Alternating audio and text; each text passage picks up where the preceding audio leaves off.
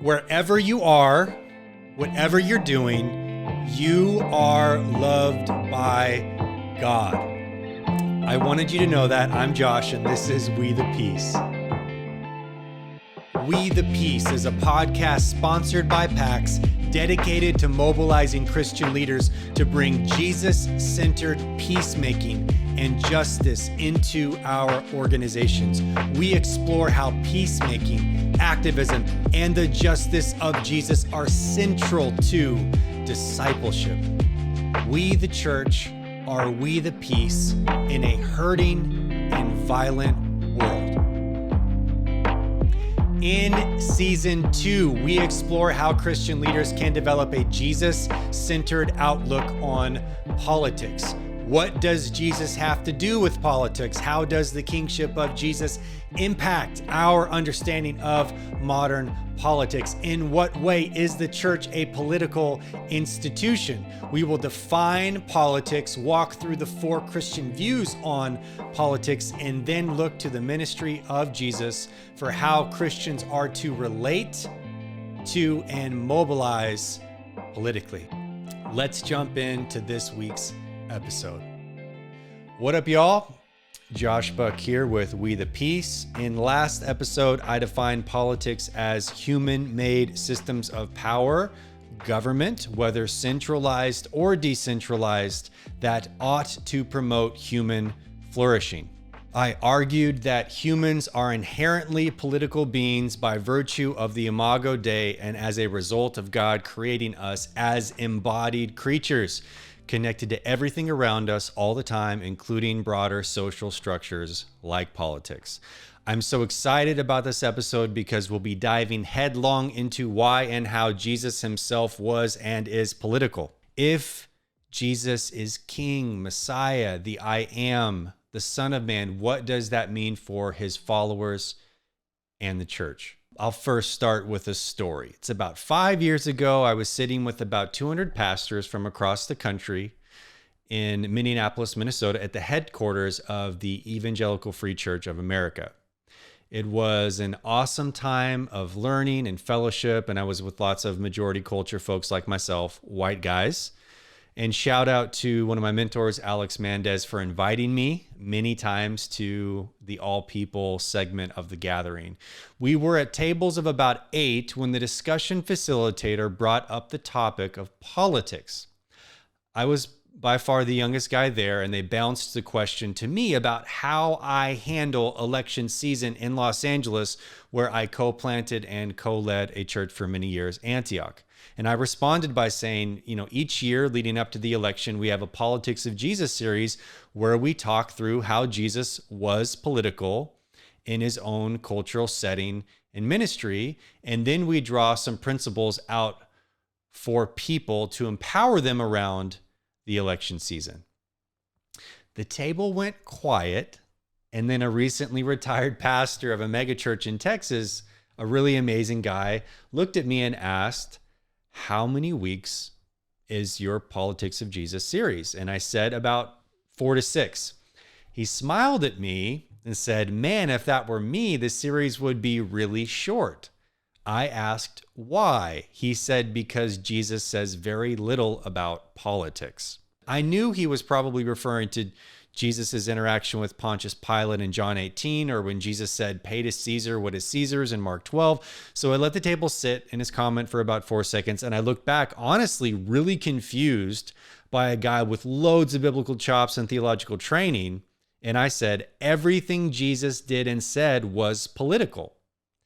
Jesus is the Christ, the King of the world.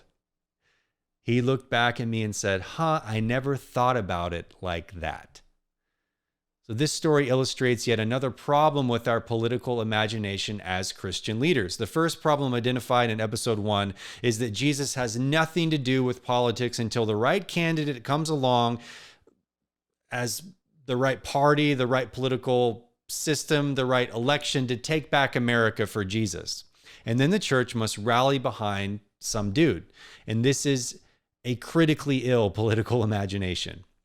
The second one flows from the story I just told. The myth is that Jesus isn't political. He's just a religious leader, a personal savior, and his kingship mysteriously and suspiciously does not apply to us in any overt political way. In this episode, I'm going to go very quickly through 4 biblical vocations of Jesus that prove beyond a shadow of a doubt that Jesus is political.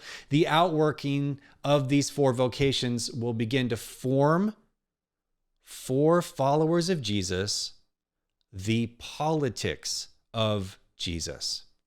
In other words, we will identify the political vocations of Jesus, Messiah or Christ, Son of Man, I am, and King, and then move to explore how these vocations manifest politically.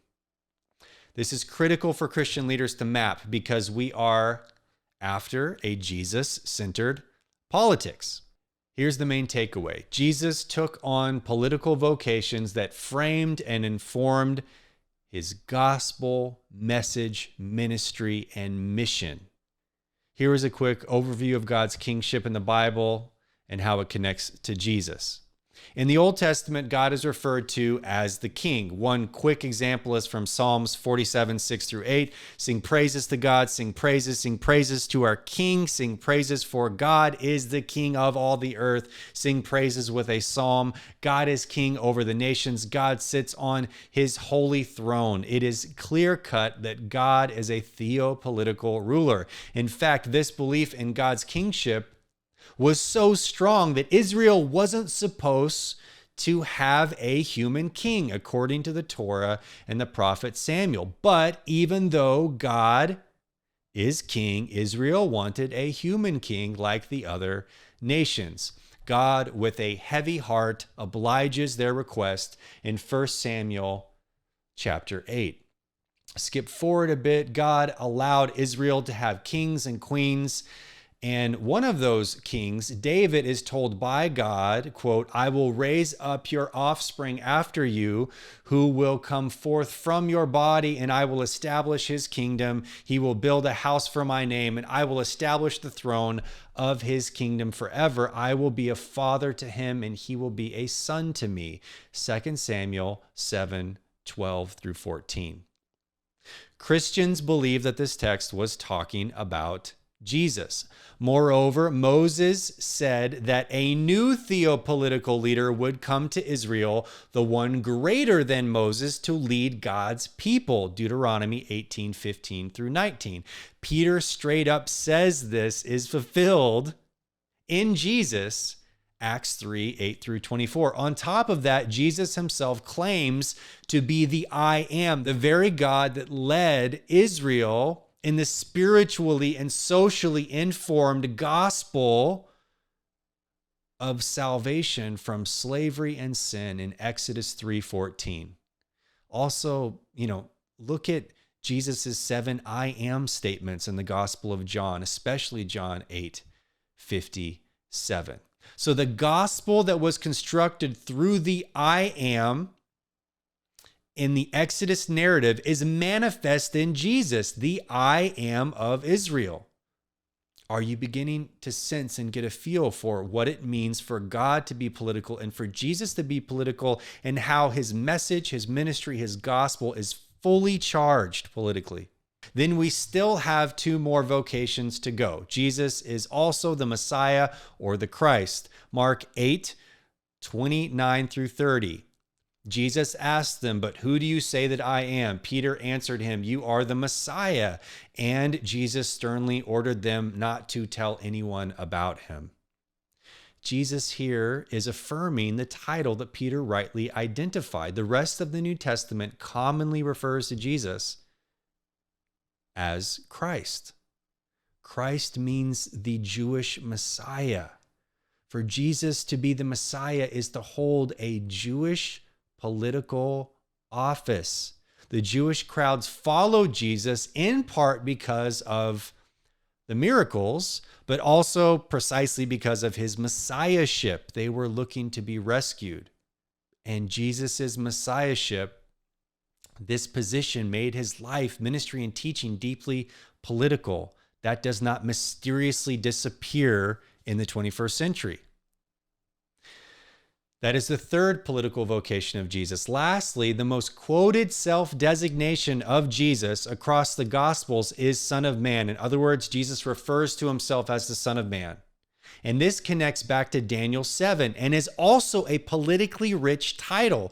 For Jesus to say he is the Son of Man was to bring himself into the Old Testament legacy with a political expectation to liberate God's people and rule the world. And Jesus did offer this political kingdom, just not in the way they expected.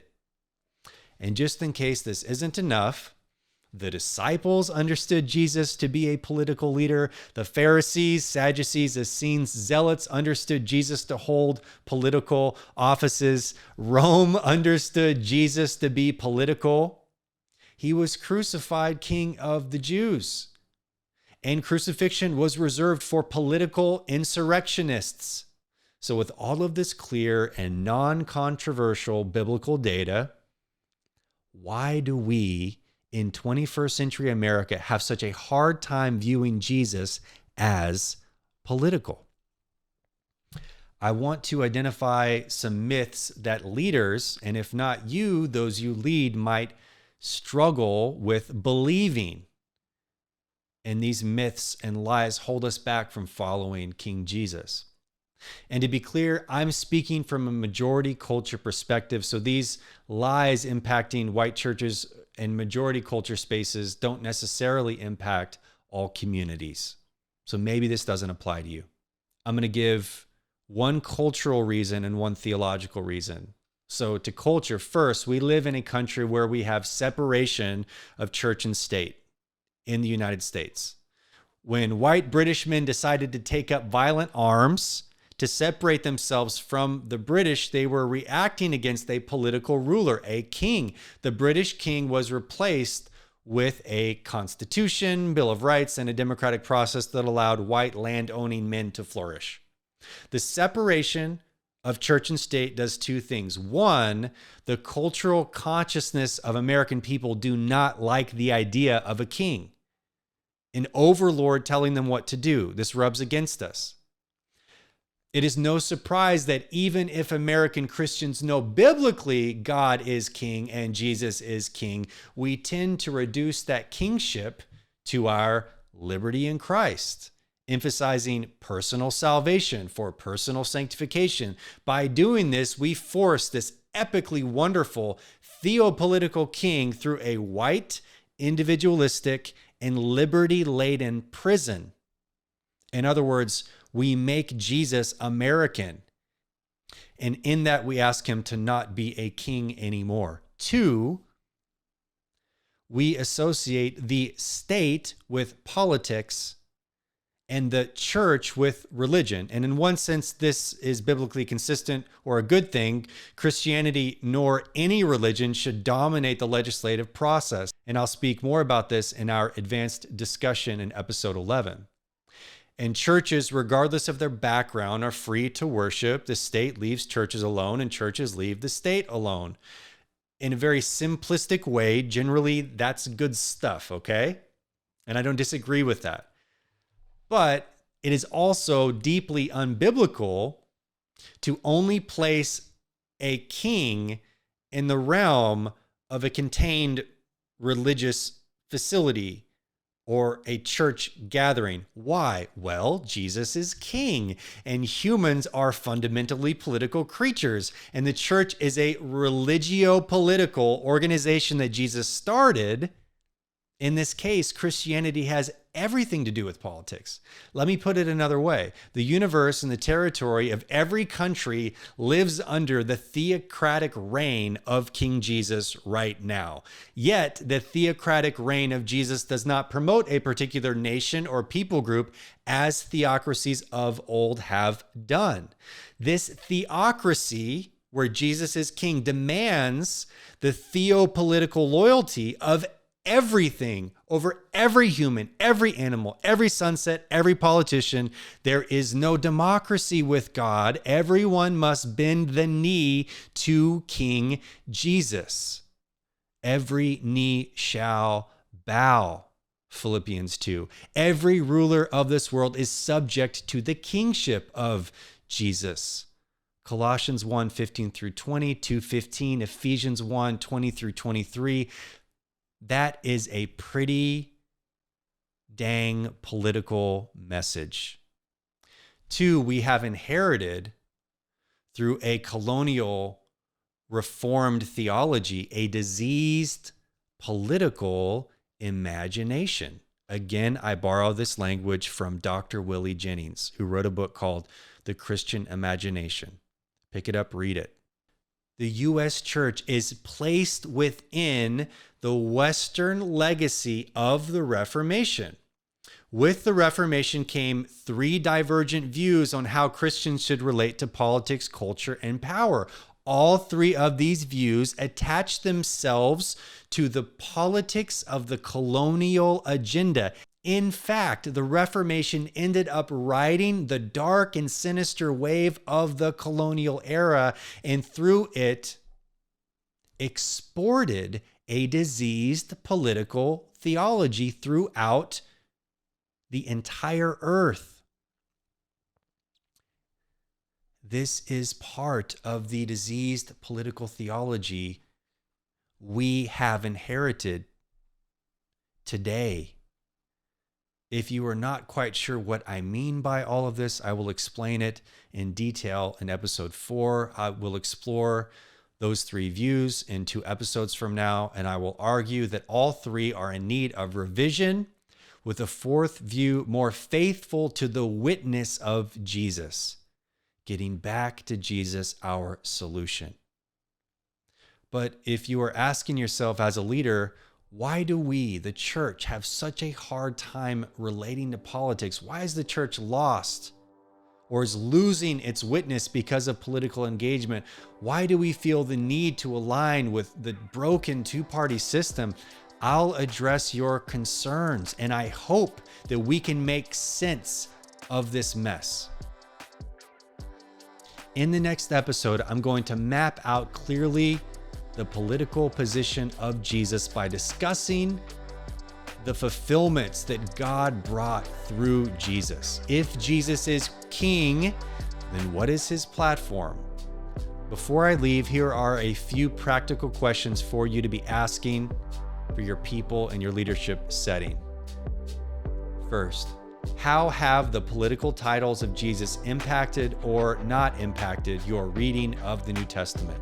What cultural or theological reasons have made it difficult to accept that Jesus is our theopolitical leader? In what ways do the vocations of Jesus impact the life of the church? And a book I would encourage you to read is The Irony of Power: The Politics of God Within Matthew's Narrative by Dorothy Jean Weaver. If you have a question for us, send a direct message on our Instagram at Made for Pax or message us on Facebook.